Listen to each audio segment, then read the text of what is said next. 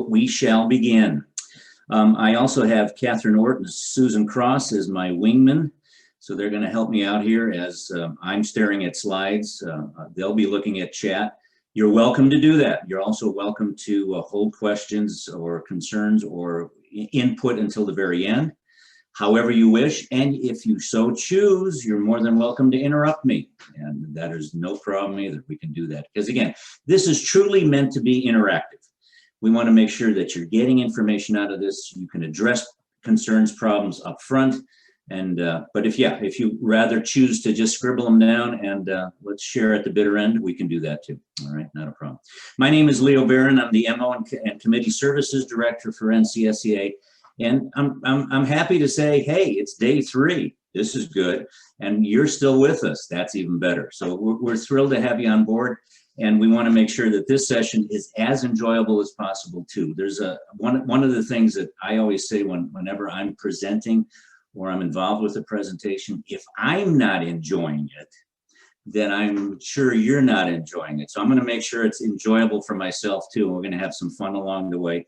And let's do that as we work together through this topic. So again, the West Coasters who are up early, thank you. The East Coasters who are almost having lunch, not quite. Thank you. We're thrilled to have you on board. All right, so let's go through this today and see what we could do. The title of the presentation is Membership Engagement, Developing Your Future Leaders. Wow, we could spend a day on this, and I'm serious about that. And especially the word membership engagement. Oh my goodness, how many times have we heard that? And that engagement word, sadly, is almost overused. It is used in the for-profit world, in the non-for-profit world, in membership-based associations, in companies everywhere, to the point that I think it's lost its meaning in some ways. So, hey, today we're gonna focus on that a little bit, and we're also going to talk about future leaders. Many of you are leaders in your SEAs. That's great. Who's behind you? Who's coming up the ranks, or who, or how, or where do you find these people? And then when you do, what do you do with them? How do you treat them? So again, like I said, much of this can be turned into a full day presentation. That's the last thing you want today. You want to be done in 45 minutes to 50 minutes so we can talk more. So that's what we're going to try to do. All right. So let's begin. Your agenda should be on the screen now, and there it is. What we want to talk about is association trends in that magical word engagement. What is being said in the association world? Yeah, we read about it, like I said, in all kinds of newspapers, business magazines, websites, et cetera, or people presenting will always talk about engagement. What does it mean? What does it mean right now in the association world? And I think that's what we want to make sure we focus on. We want to talk about membership recruitment. Oh, man. Again, you could spend another day on this topic. But let's see if we can hit the highlights. Let's see if we can hit the high points and also stress that this is important. It's not just about renewing and make sure you take care of that, but also recruitment, to get out there and get the new people involved and get the folks that haven't been involved, because guess what? There again becomes your crop of potential leaders in the future. Let's talk about moving a person from a member to a volunteer. Everybody's a member. It's easy. Pull out your credit card, pay the bill, done. You're a member. Now what? Well, I'm a member, but we want you to do stuff. Oh, okay. Now you want me to be a volunteer. You want me to move and get promoted to that position. Yeah, absolutely. Now, how do you do that? When you do that, what do you do with that person? That's important. All right, so we're going to have some time to discuss that. We'll talk a little bit about leadership training. Again, you can spend another half a day on this if you wish. Well, what are we doing over the last 2.5 days if it isn't leadership training? Is it important for volunteer leaders? Sure, in the corporate world, it's important. Is it important for the volunteers? I think so. I think it really is. This is why we are doing the 2nd annual leadership retreat. I think this is a thing that we need to look at even at the local level. And finally, I got tired of Q&A. So we're going to have some C&I today. How's that? Some conversations and input at the bitter end, if you don't mind. So again, that's our agenda for today. We're going to hit these points as we go along. We'll stop, we'll start, we'll hesitate. Again, you are more than welcome to type something in the chat. I know my colleagues are monitoring that, so I've asked them to jump in. If they notice something and they say, uh-oh, we got to talk about this, there's a question, that's fine. Or again, hold it to the bitter end. We could talk about it then. All right, let us begin. The book is called The Rational Optimist. And my darling daughter-in-law gave me this one over a year ago by Matt Ridley. And it's a little dated because it was written in 2010, but I found it interesting. I gave it on Goodreads, I gave it 4 stars out of 5. Of the many things covered in that book, there was one specific quote that jumped out at me, and I went, yeah, I got to write this one down. And I wrote it down, and I keep it in my back pocket because as I look at the association world, this kind of rings true. And the quote is, "It is the ever-increasing exchange of ideas that causes the ever-increasing rate of innovation in the modern world." Yeah, Matt might have been inferring some things about the subtitle of the book, which is How Prosperity Evolves. But what he also was saying to me was, this is what associations do every day. This is their MO. This is their operational guide. And that is ever increasing exchange of ideas. Don't we do that every single time we do something? Whether it's running a simple webinar, or having a virtual networking event, or having a face-to-face event, or having a trade show, or an annual conference, or a mentor event. All of those are the ever-increasing exchange of ideas. And we hear from our vendors with new products and new software and new services. And what does that cause? The ever-increasing rate of innovation. So guess what, association world? We are what it's all about when it comes to doing this. So again, this caught my eye, and I just wanted to share it with you because there's a lot of definitions or accolades given to, if you want to say, the association world. I thought Matt Ridley kind of nailed it. I don't think he even realized that that's what he's talking about. At least that's the way I wanted to interpret that. All right, so we want to talk about engagement. So let's do some of that. Now, this is going to get maybe a little philosophical, but watch how this develops, and I want to show you how we're going to do this. Engagement. It says, why should we even bother talking about engagement? I agree, I'm getting tired of it. Well, first of all, it's become an axiom of association management that engaged members renew. Guess what? That also, of course, happens to be true. Absolutely true. Think about it. If the person has no vested interest in what's going on, what you're doing, what you're trying to do, guess what they do? They go, yeah, see you, bye. I'm done. And it's not necessarily because of your fault or their fault. It's just, there's other priorities in my life. This one has started to go kind of creep down a little bit lower. Okay, I'll pass. And if you think about it, you almost have this magical 2.5-year period to kind of impress that person, because the first year they join, they're in, they're kind of involved and interested. They want to see what's going on. And after 11 months, they go, oh, another invoice. Well, okay, I must have missed something. Maybe I wasn't that engaged like I should have been. All right, I'll get involved again. Year 2. Suddenly year 3 comes along and they go, I don't know, maybe I'm missing something here. Okay.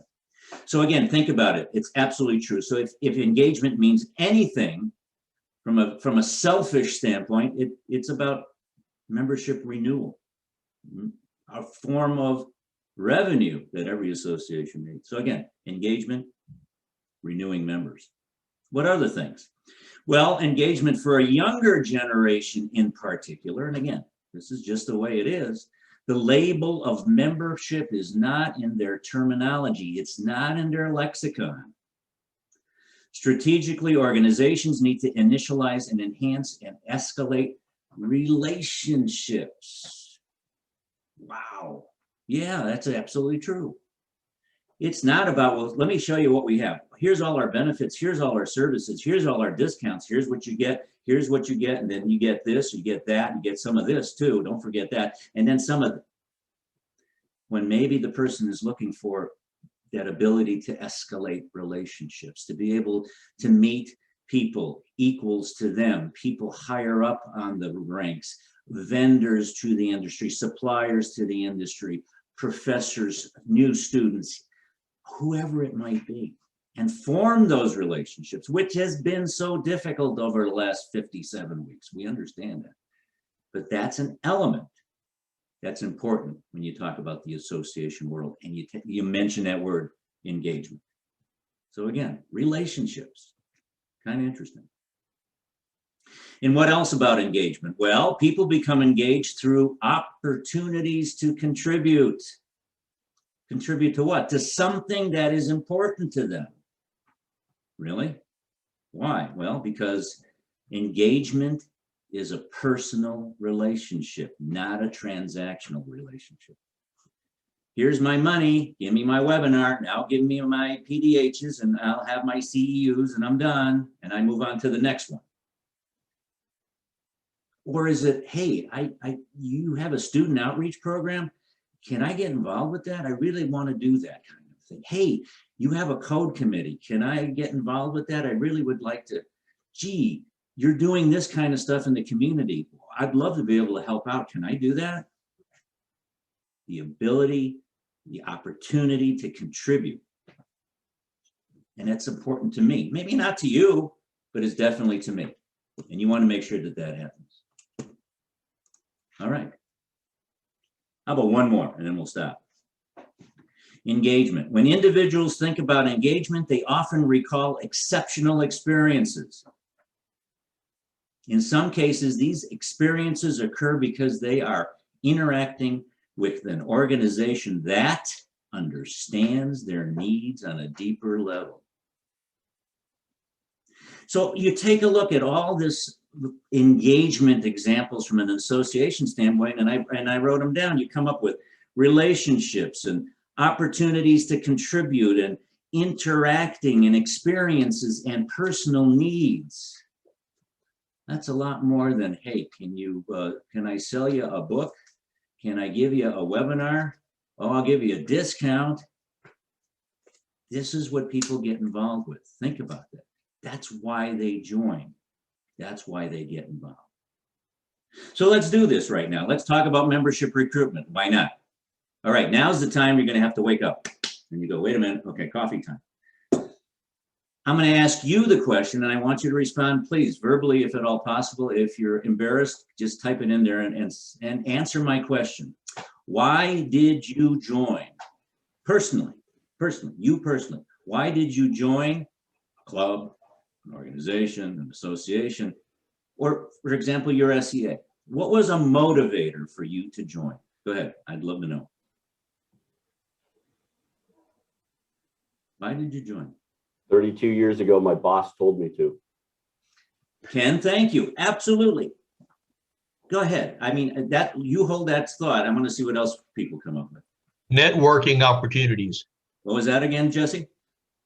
Networking opportunities. Networking. Okay. To be able to build those relationships, the R word. Yeah. What else? Why did people join? Get engaged with other structural engineers throughout the country. Throughout the country. Thank you, Mr. Grogan. Absolutely. Think about it. Yes, Florida, but across the entire U.S. What else? Why did you join? One of my mentors joined and recommended I do the same. So guess what Ken just said, and that was Dave, right, David? Yep. Think about that. I was waiting for the second person to say that, because now what you both said in different ways was, someone said to me, or someone tapped me on the shoulder, or someone said, come on, we're going. Tonight's the meeting. What meeting? Come on, you're going. Let's go together. That type of thing. So it does take that person to sometimes tap someone on the shoulder or say, hey, I'm going tonight, aren't you? To what? Anyone else has maybe one more thing? A couple of responses from the chat. We've had community. We had someone who actually mentioned SEER as the reason for joining. Someone had Sue Fry tell them to join. Okay, And then meaningful PDHs and dinner. And then learning from other SEs experiences and sharing those experiences with Good. them. yeah, thanks. You see the differences here? A lot of those are, yes, I want to meet people. I want to build relationships. I didn't know what I was being dragged into. I went to it. And then some of them are good old fashioned selfish reasons. You know, not only get to meet people, but if I'm selling a product, I want to hang out where all the structural engineers are. I could go to one room and meet 20 of them. This is a fantastic opportunity. I'm going to be involved. So, I go through this exercise with groups a lot of times because sometimes we go, yeah, well, membership, and here's the membership application, and fill out the membership application. And everyone thinks that it's just that mechanical process, but think about it. Your colleagues are no different than you. You're looking for this similar tangible or intangible value of some kind, whether it's the ability to a selfish reason, if you want to say selfish, or if it's just the reason to say, yeah, I want to meet people, or it's the reason that I want to volunteer. I want to be part of that committee, the SEER committee. I want to be part of this. I want to do this. I have these skills, or I have this desire to help. That's my point. When you talk about membership recruitment, think of all the reasons why people join, so that when you then try to recruit, you're not just doing that standard, here's the sheet, but when you're talking to an engineer in training, you're going to be approaching them differently. When you're talking to someone who's mid-career, they got different reasons. When you're talking to someone who's just obsessed over student outreach, they're going to join for other reasons. They're all going to be part of your same community, but the reasons for joining are different.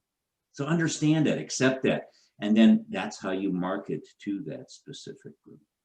Okay, so membership recruitment. But there's another little angle too I'd like to share with you. And when I say membership recruitment, they say, Leo, we got to figure it out. There's only about 100 structural engineers in our state. We know where they work. We know who they are. Yeah, membership stays the same. There's no recruitment necessary. We'll be fine. And I say, there's an A word, and it's called attrition. And you're going to lose people, not by mistakes made by the SEA, not by anything that the person despises you or chooses not to join because of a negative reason, but simply because of they're moving. They moved, they're leaving the profession, they're retiring, life changes, and I mean life changes in all ages, from the very young to the very old, and everybody in between. So that's why you need to pursue and invite and cajole and poke and make sure that membership is always visible on websites, in discussions with people, pre-presentations by your board members who say, hey, before Sally gets up here to give her presentation, are you a member? You got to be involved with us. This is what gives us our lifeblood. And it can't be just once a year. Because of course, when do you recruit or try to retain members? At the 11th month of their membership. Here's the renewal notice. We want to make sure we keep you. No. So it's an ongoing process. You're always recruiting, you're always retaining, you're always keeping people involved. So just think about that even if you do nothing, you're in trouble. You want to do something, a positive thing. All right, we talked about membership recruitment. Let's talk a little bit about that member to volunteer thing. Like I said, everyone's a member. You just you reach in your back pocket, you reach in somewhere, you pull out this credit card, you go, boom, done, sold. Now what happens? Well, nothing. That's what's supposed to happen. Absolutely nothing. Well, I disagree. But most of the time, a member who is looking over the fence and saying, well, I don't know if I should get more involved, is looking to see if you have a plan in place. What are you doing? Any kind of plan, even an unsuccessful plan is better than no plan at all. But, something that you could show them and say, here's where we are now. Here's where we're going as an SEA. Here's what how we're going to get there. And when we get there, here's how we're going to not only know we're there, but we're going to celebrate that we made it there. So something laid out makes volunteers feel part of the effort. Absolutely. as you keep going, you'll say, well, I want to get more involved. I want to really, I have the time now in my career path is fitting, this fits in perfect. I'm ready. And you go, okay, thanks. And you give them nothing to grab onto. People love a team with a focus and a direction.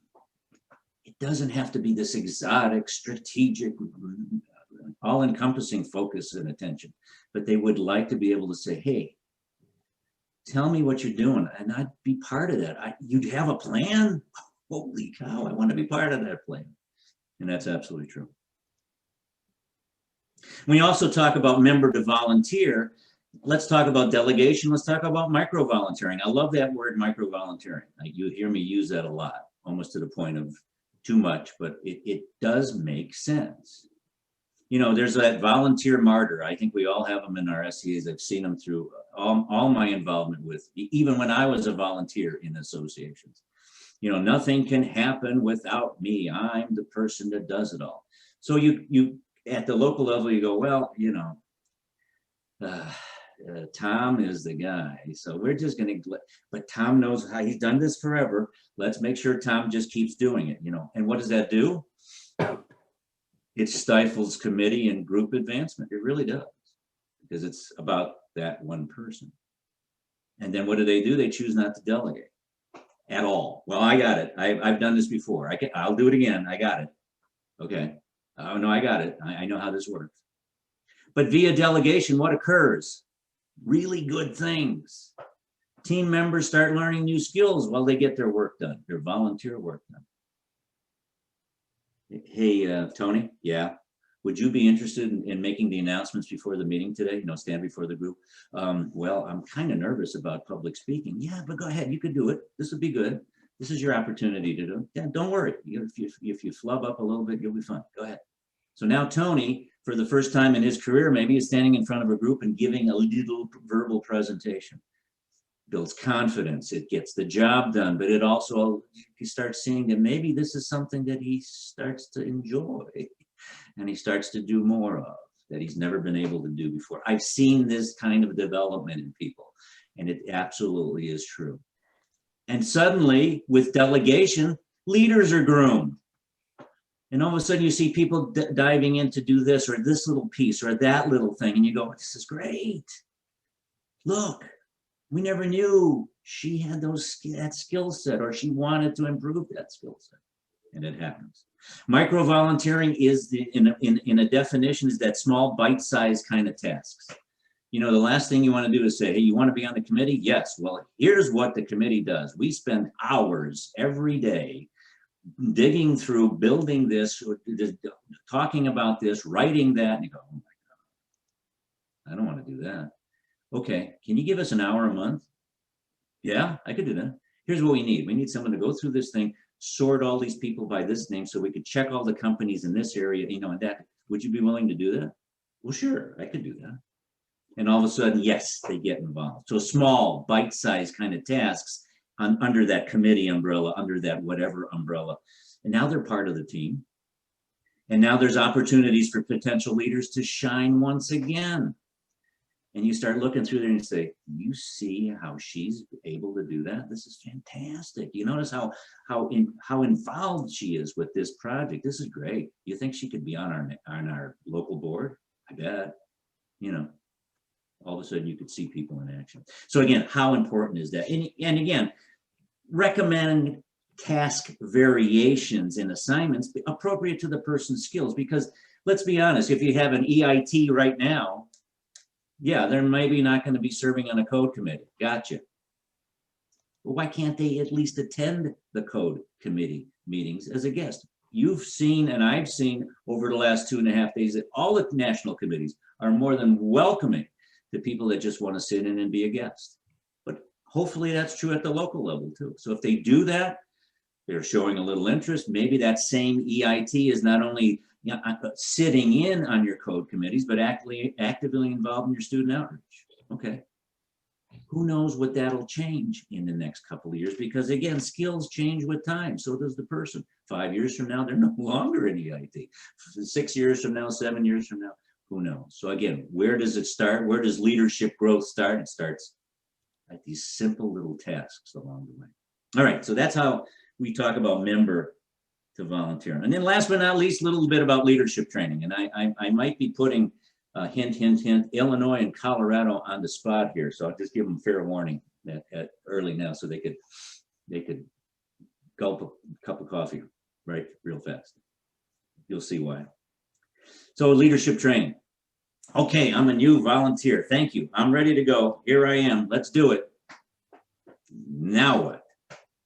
Well, thanks. You're a volunteer. Well, thank you. And people leave the room. What is that person doing? They're kind of lost. They're going to flounder unless they are given some kind of direction. So offer them some initial overview, something that says, here, let me show you what this task group does, this working group does. This is what we worked on. We've done this, we got this, we're doing this, this is how we're structured, this is what we do, this is, oh, okay, yeah, that's cool. It doesn't have to be formal and in writing in a booklet format, but it just has to be explained to the person so they go, yeah, well, that's cool, I could do that. Oh, I understand where I fit in. Oh, okay, yeah, I got it. Share what's expected with that person. Because again, there will be expectations. If you're serving in a group and if you're part of a group, right? It's true with for-profit, non-for-profit, anywhere. A club, a collector's club will be the same way. But expect that and share what's expected. So people go, oh yeah, okay, I understand. If you're going to be part of this working group, you've got to do this. Got it.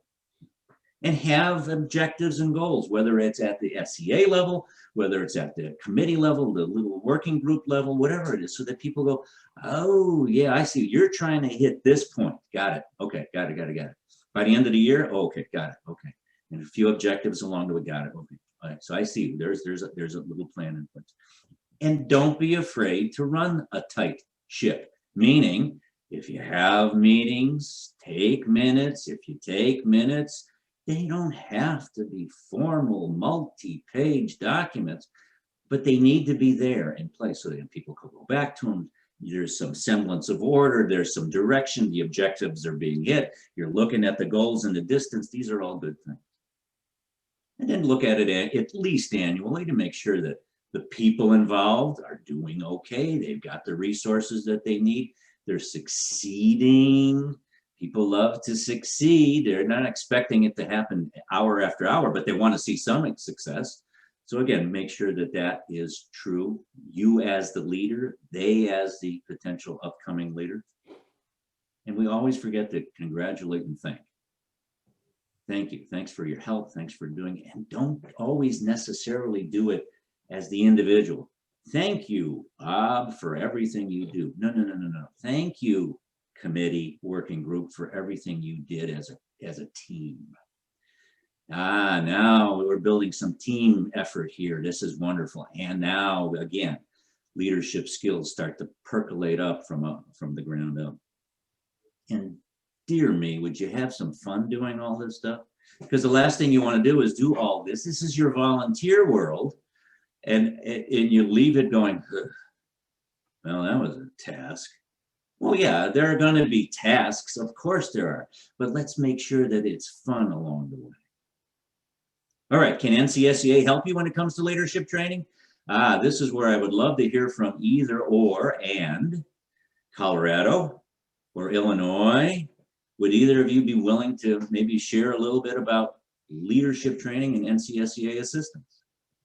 Sure, Leo, I'll jump in. My name is Lacey Getz, and I am the president of the Colorado Structural Engineers Association. And we have a very organized board. We have 4 board members, president, vice president, treasurer, secretary, and past president, who are all very active and attend every one of our meetings, as well as having 3 general directors and a paid facilitator.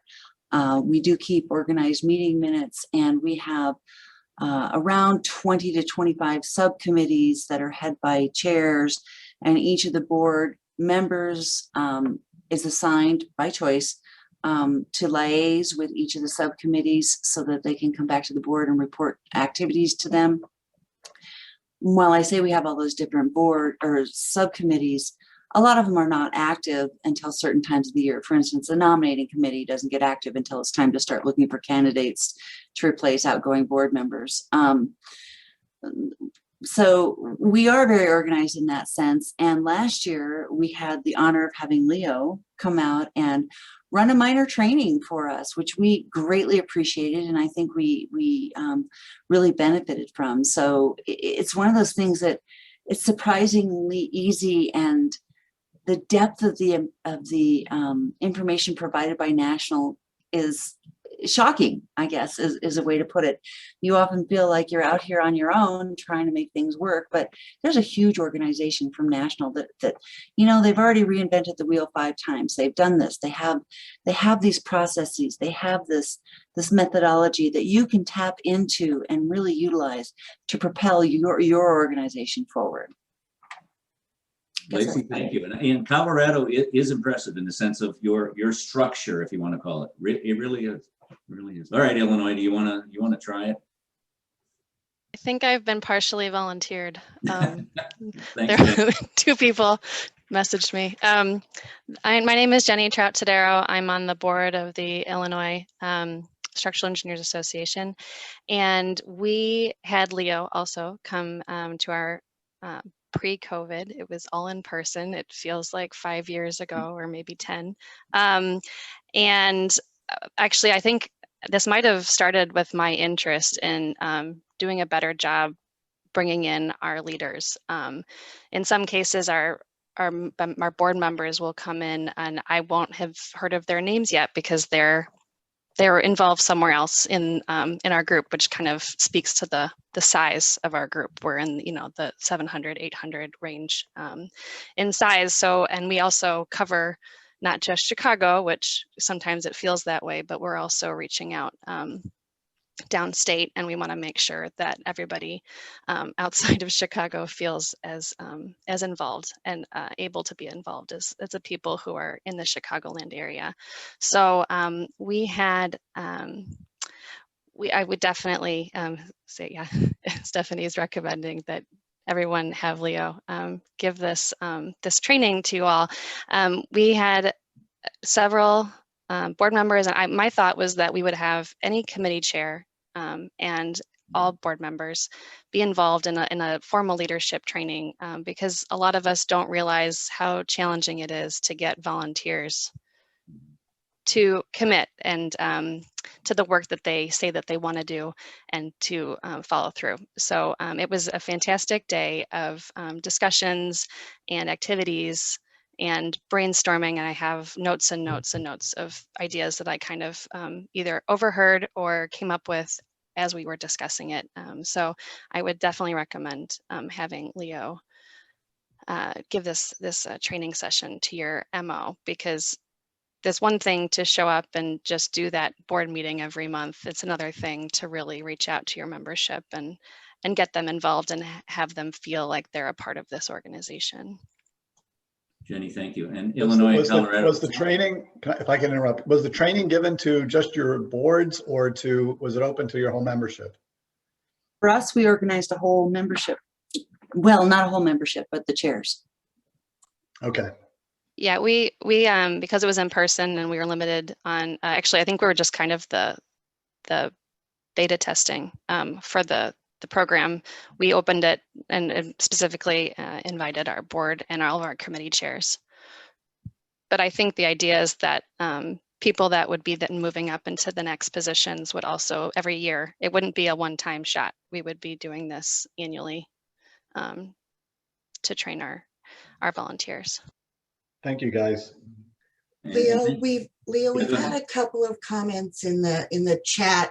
Maybe we want to revisit the connecting personally with a volunteer to find out what their interest is, what their passion is, how you connect people with the right volunteer opportunity. Yeah, you know, what's that magic? I don't know, but it's called, I think what Susan's reading and what I'm thinking too is that you look at the person and say, hey, what do you want to get out of this? So, you know, even any kind of volunteer application, if it's just name, address, phone number, and company, right? but what are you trying to get out of your involvement? Maybe that's a loaded question, but that's okay.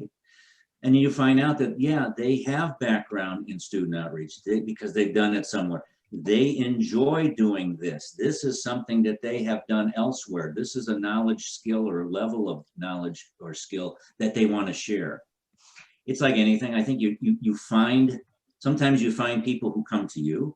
Other times, I'm a big fan of doing the effort and finding the person to fill that slot, not just, well, let's put the membership volunteer application out there and cross our fingers and tell everybody, if you're interested, fill it out, versus, hey, Sam, Sally, we want you because we know you're involved with that company, with this skill, because of their age, because of their, if they're more comfortable talking to college students versus someone else. That's a wonderful thing.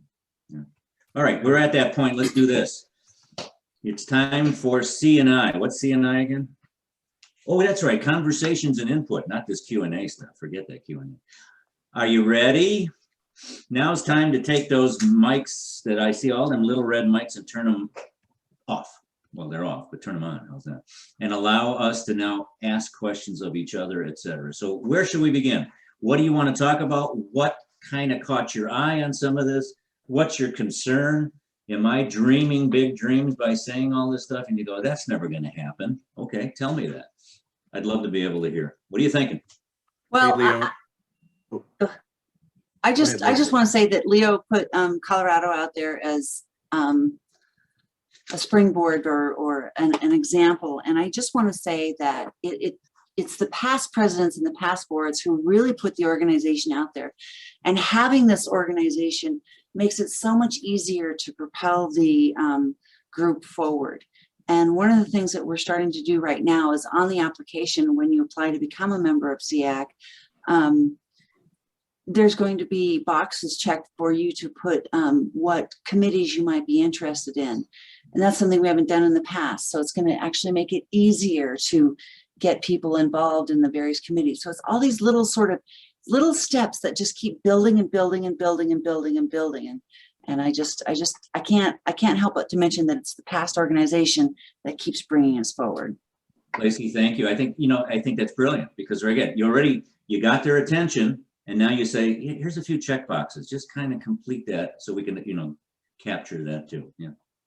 Hey, Leo, this is Ryan from California. Sorry, I'm only half awake still out here in the West Coast, but wanted to kind of expand a little bit. I know I put a long blurb in the chat, but kind of following up on what Lacey just said, I'd be curious to hear how other SCAs are taking the next step beyond that. Getting the check boxes or filling in the blank of what's their passion might get them an invite to a committee meeting or to a working group or something like that. But how do you actually get them linked in and connected? It's one thing for them to show up, but if that committee chair is not ready to engage them or make that personal connection, I'm kind of curious what SCAs are doing to help make that personal connection. That was one of the reasons why I stay engaged and why I got engaged, was because of the personal connection, not just because someone said the meeting's on Wednesday at 7 p.m. kind of thing.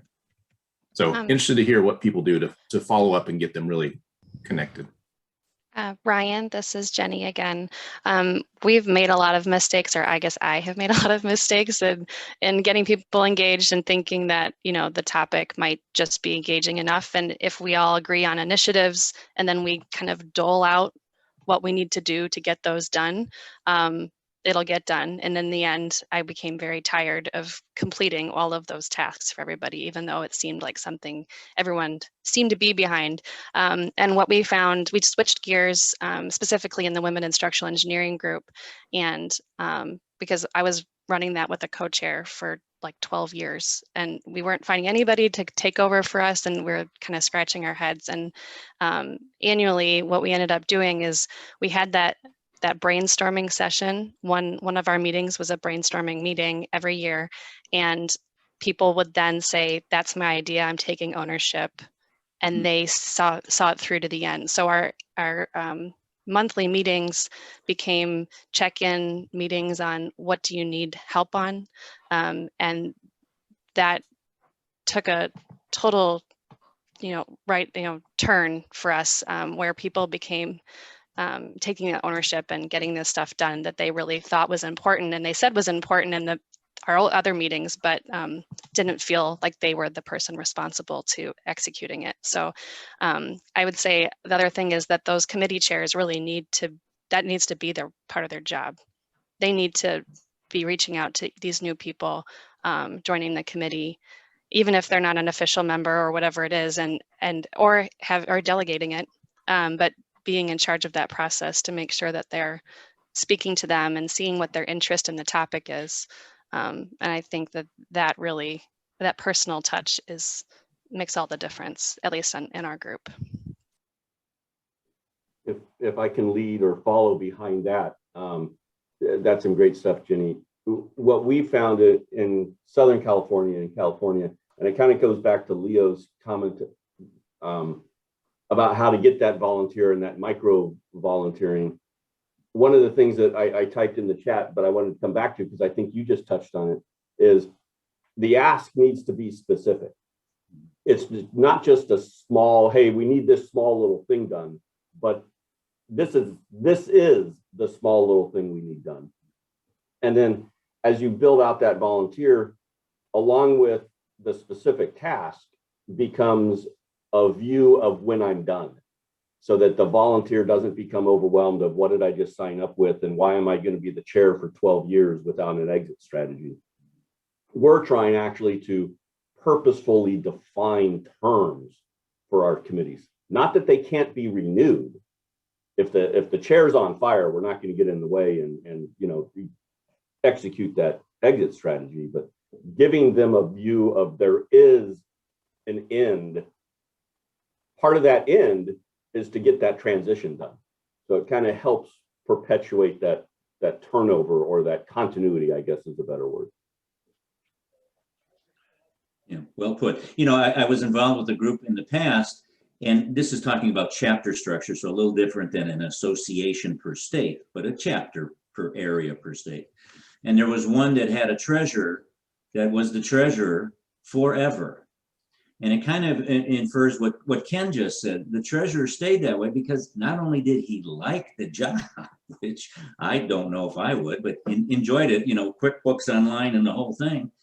But he did the reports, he did the whole thing, and everybody looked around and says, I know the bylaws say that we need to change this person every other year, every year. Why? It's working, that type of thing. So may I also infer that if your bylaws are forcing you to do certain term limits and stuff, kind of like Ken said, he says, why can't you just change that to says, and it's renewable or whatever it might be, that type of thing. Sure. What else? What else are we talking about with regard to all of the topics that we covered so far this morning? What else is causing you to sit up at night and go, what's going on? How do I get this done? How do I get more leaders? What are you thinking?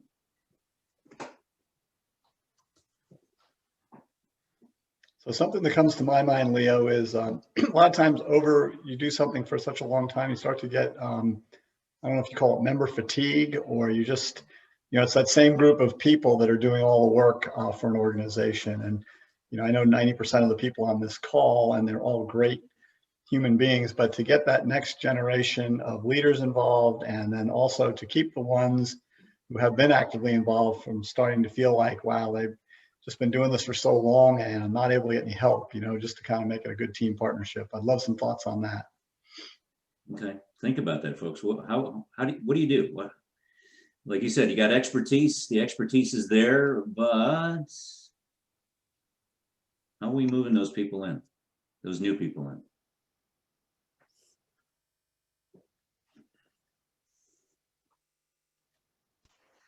It is tough. What you're thinking and telling me by not answering is going, yeah, I don't know. We struggle with this. Yeah, it is. It's a concerted effort needs to be put behind this. It's not just, it doesn't happen naturally, but anyway. I don't know if other states do this, but we offer a free first year membership to new students that have just graduated, and also to new SEs in Illinois.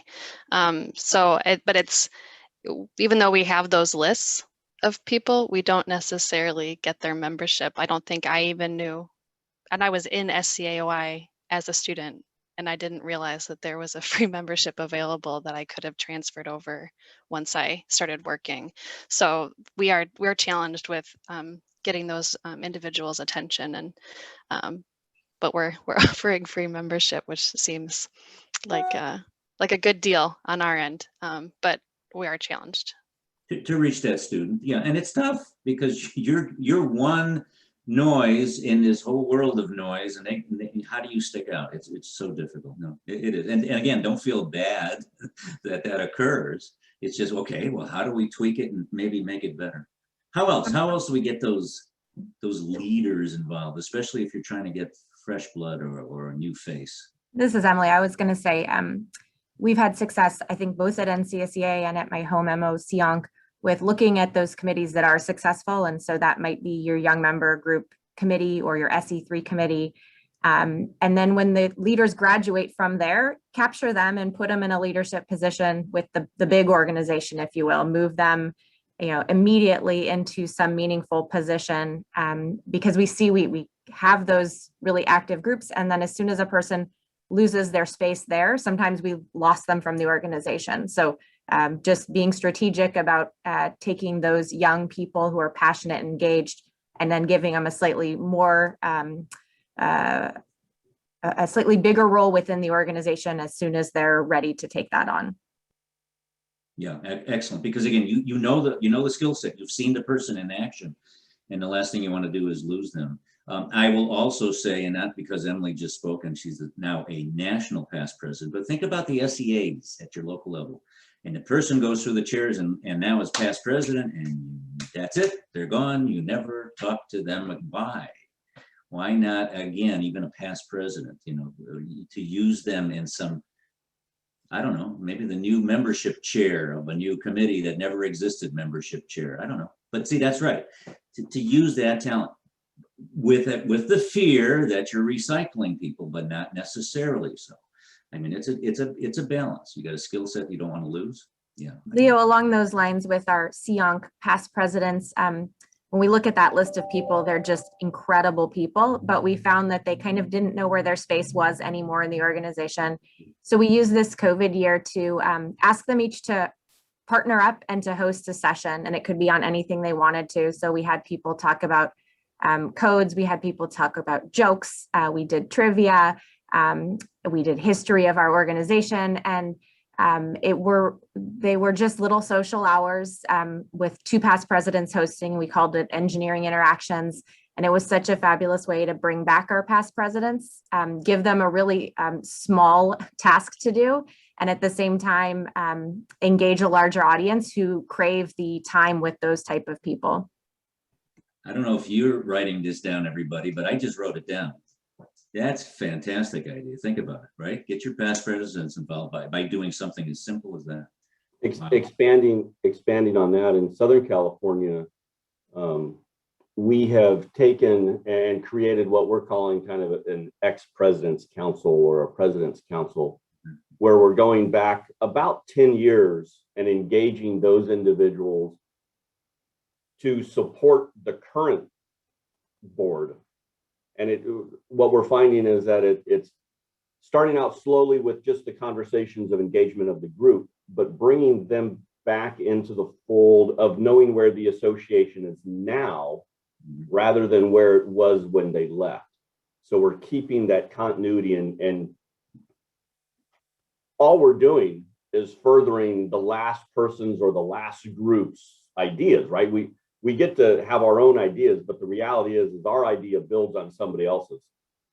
So to maintain that continuity of their involvement so that they see the ideas come to fruition is a way to excite them to stay involved and then become or remain available. So we found some great success just in re-engaging and making sure they understand that they're not done yet. They thought they were, but they're not done yet. Exactly. But here again, past presidents, right? I know we're looking at the new leaders, et cetera, but let's not forget those that led and their skills and their passion, because they didn't go through this because they had to, they wanted to, right? Exactly. I like that. Okay, past presidents times 2. I'm going to write that on my sheet here. All right, I like that. past presidents times 2. Who else? What else? What are we doing? Leaders. We got those leaders. Where do we find those leaders? So we stand on the street corner with a placard. It says, looking for leaders. And they come running towards you, don't they? No, that doesn't happen. What else? What else do we do?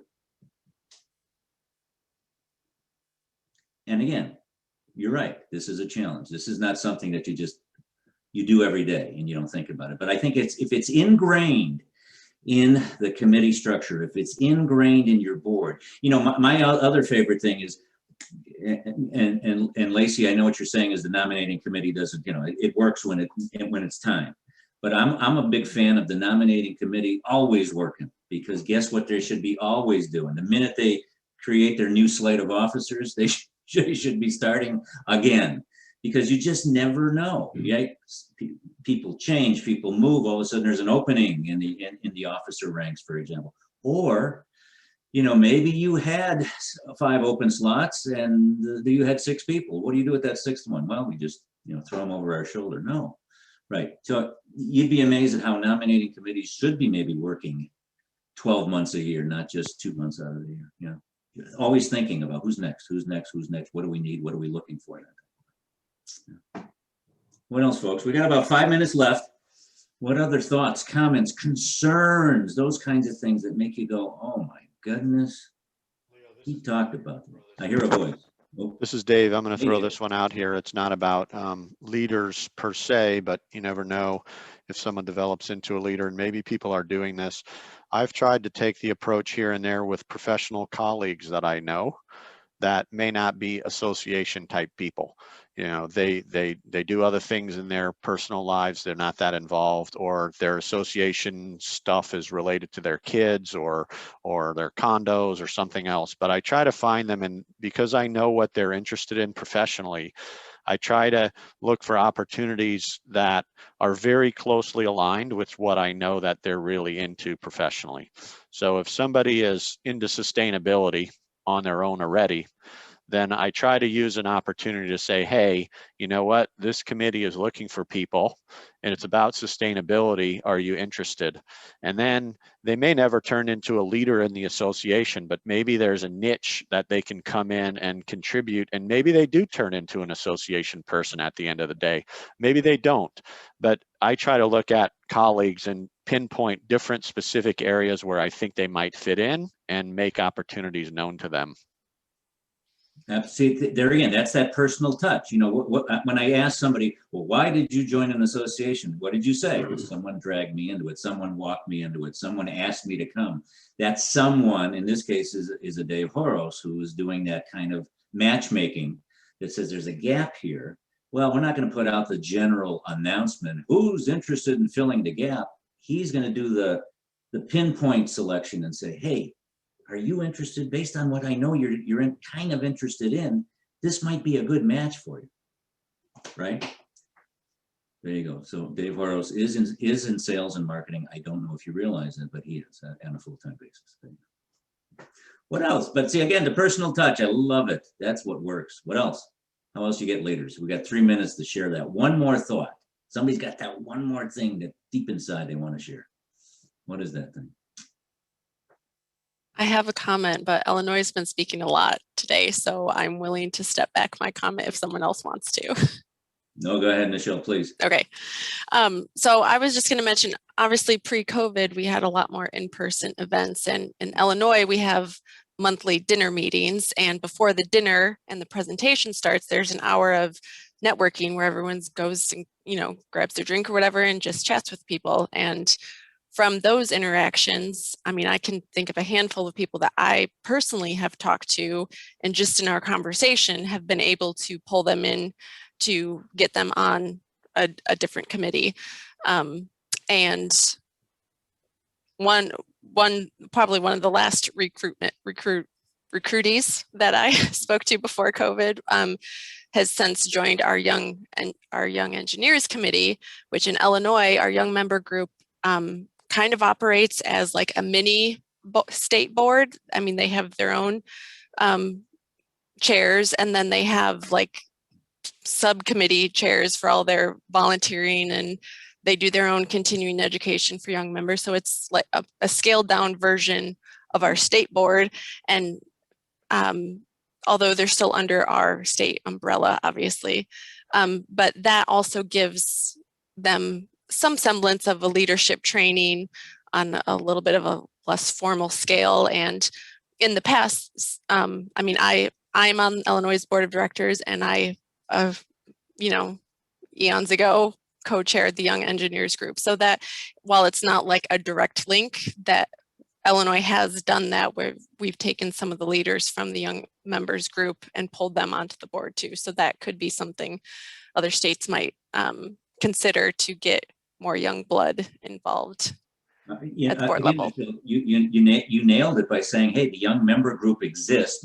I would assume most SEAs have one that's on this call. And are you looking over that fence and going, who's there and how are they doing and what are they doing exactly? And you know, by sheer presence and your ability to look at them, you could say, oh, there's one, there's people that are interested, they're involved, that if you give them a task, they run with it. And that's the people that, you know, right, are potential leaders in the future. There you go. Just don't make it looking over the fence. What are we looking over, Ken? Well, I've heard a couple different phrases this morning that talk about a young members group as the nurturing ground to something with the bigger group. If you have young members, you have members. You don't have two separate groups that you have to look over the fence at one. Take the damn fence down and make sure that they are part of the bigger group and that they know that they are part of the bigger group, not running something separate. And I'm not saying anything that you're already doing it, but I just wanted to reinforce that. Take the fence down, don't look over it. That's a great point, Ken. And what I failed to mention is that in Illinois, our young members group have two co-chairs, and those co-chairs are invited to every board meeting, and they attend and participate and provide updates on what their specific group is doing. And that is the only committee that has a standing invitation to the board meetings. So that's a great point that you made. So it's 10 o'clock, and I learned two things today. I learned use your past presidents and knock down the damn fence. Okay, I like that. I could leave now. I learned stuff. Well, you can't leave yet, Leo, because I want to tap you into your next topic. Well, I got to send people loose here because we got a 10 o'clock. Well, as they go. So those who wish to or need to, feel free to escape. Ken and I will be talking some more. If you want to hang out with us, we can. But again, thank you for attending. Appreciate your involvement. You're the best at what you do locally. Thank you.